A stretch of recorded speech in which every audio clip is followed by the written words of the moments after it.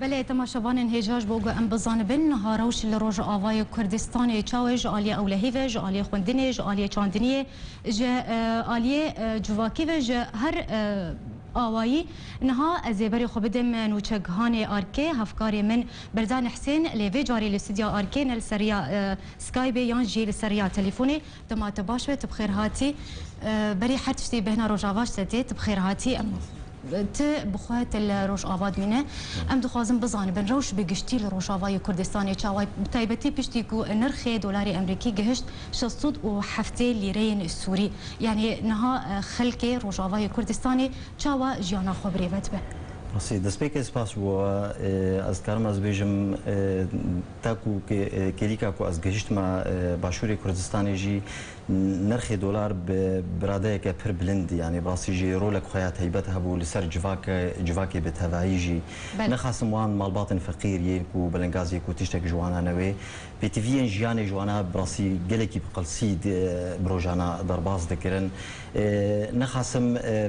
دور پیش کرنا هرمي جالين كسن چكتار و يان جالين وان رخستن تندرو و جالي كي و جالي دي وجي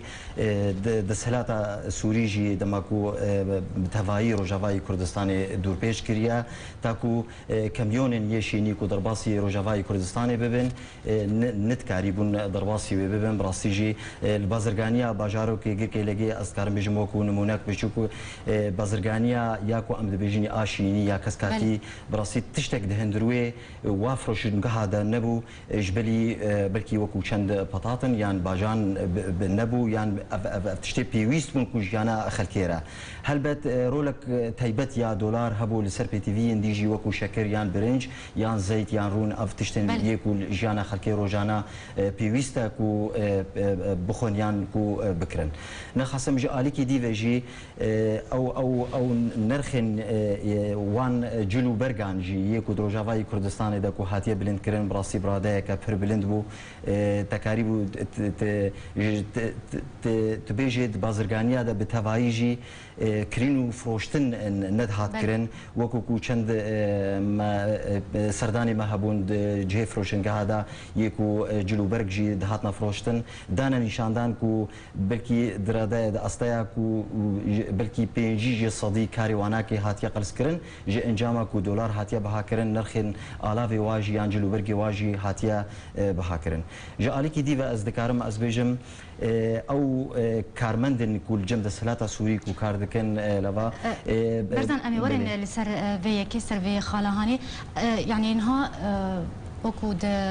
رابورت جهات وكو تم د نوتين مجيتين كو خلق يعني ولاتي لروجاواي كردستاني نشارت بين كو كسكاتي بتشين دنابا مالن خدا يعني كسكاتي بيدانا بتاكو كسكاتي دتشين هلبت يعني ملاد بتوايجي دخازي بديلاش خورا ببينه بلكي وكو هر سال كسكاتيل مالي خدا دشاندن يعني تحوشي خدا دشاندن بس ديار بوكو ايصال بهتر بو جوان سالكو بوريجي يعني جبركو تكاربن حوجتي اخويا كو جمال اخويا كو بيك بينه يعني گوندن يكو بنفشا گركي لگي و گريداي اسكارم از بيجم بلكي سي جارا لوان سالكو بوريجي بهتر كو مالي خدا چاندن جبركو يك جي نرخن وان شينيا بازرگانيه دش خو بهايا ياد دوي كو تنجينا بي يعني نينا او جي انجاما كو ندرجه يعني ريا مبروكا يا كو درباسي روجاواي كردستاني بيكو بهتري شيني وكسكاتين كو جويدري درباس دبوج اليه داخل ويا كو ام دبيجن كو درباسي ويدري دبو او هاتيه قرتن نخاسم ويرولك ويناكي هبيك او دبو سدمك تايبت جيكو ملد مالي خدا شيني بچينن يعني جبركو كاربن بي تي في خوي مالانا يعني ج مالا خو بورجرين و انا ورن سر غازندن ولاتيان سرنان جبرچن ها غازندن جالي ولاتيان تكرن جبونا زدم چی؟ تایبتی لگرکی لگی. بله از کارم بجم نگرکی لگی تنه بلکی گرکی لگی جی يعني وكو نان پیجا یا دیرکی جی دوی اصلا گره در باز دبی صوامع یا کو ام دبیجین یا کو القامش لو کو ایرو دبی وكو تبیجی جی درکی يعني کو ملت کو دچه جوی درکو آر تینیج بر خاطر کو چه بکن يعني افرنه هنا او اردكو دستخن يعني جنمن يكو تنين براسيجي حموت هفل يكو افيتيه يعني جنم تي لصوامي قامشلو تي هاراندن لاشي ويدري لي كو بجبر بدنا وان فرنا مخابن كو دماكو تي بجاندن بهنك رجيتي يعني بهجتي برنجي خوفا رشا يعني تي تشتكى كو تبيجي افناكي نافي نانا لي وريناي لي اسكارم از بيجم ريخستن دي هنا ريخستن سيفيلين يعني منظمات انسانيه يكو دفر هذا وكو دفر غيركي لجازش ترى بيجم چند گوندن هنا دكارن وي ار دي منظمات بين دكارينا بين يعني ومنظمات كاريه بدستوا بيخن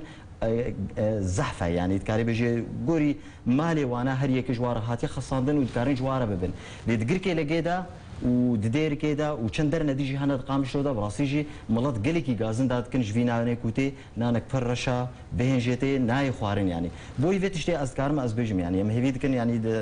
جبر بما الفراها يا ام هواردكن يعني براسي ام هواردكن فار خستن سيفيل بذات ارد كنت كاربن ملات كفايتها ملات بدني ده يعني بوتشي كول الجندكي وكو كيشكي درنا اغي خربي جهوا يعني دچلا غدا باجارو كيشلا غدا وتكارينا بدنا واريكاريه بو عربكن بوتشي الجركي لجينا بي يعني سدم يعني بدنا ديار كرنج بوتشي ندنا باجاركي وكا نهات ديار كرن هلبت وطبعا غازندن عالمي برنجي جوي كيماسيا كو افري خستنن كو هوارچونه كو دغينا روجاواي كردستاني باش امي ورن سر روشا او لهيل روش افاي كردستاني بتايبتي بشتي كريارين بيدي لدجي انكسي وسر كردين و يريش كرنا وان لسر اوفيسن انكسي وقرتنا جوانا انها روش تشاواي يعني اسكارم از بيجم يعني دمكو عم برسفك ولو بدن براسيجتي خصن كو ام فجرن هر خالن يدهوكي ام فجرنا خالي هوليرا يكي هوليرا ددوي يعني تفدتي سدما لفهاتنا سياسي لفا دماكو او لفهاتنا سياسي هبي انا كسي تفدم كولفن واف برسغريكي هاي سياسيان جواكيجي و نبن يعني وقت دياره يعني هكركو خونيشاندان تشيبون باجاروكي غركيله جيدا يعني دقامش لو ده هكر دربيسيه ده برنجكي بلكي نرازيبون بو يعني جاليه ملط بتهوايجي بس جاليكي ديفا كسن هبون جاليه تفدمجي او جي نرازي بون خو الفان خو بيشاندانا اف جاليكي ديفا اليه ديفا ام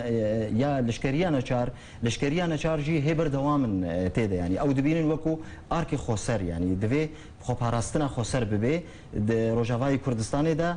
او بريار دركتيا خوسريه ديمقراطيه كو وارا هاندي د تفرس كرن لسر چي جوانكي ودبن 8 لشكريه دبي وهري بريانها شش مهبون نها بوا نهمه يعني دوان نهمه هذا وبرورددكن ودرنا دا وانات بنا شرجي هل بتنا راضيبونا ملط هيا يعني جبنا جبر بهتري وانا خوندفان بون يعني دبن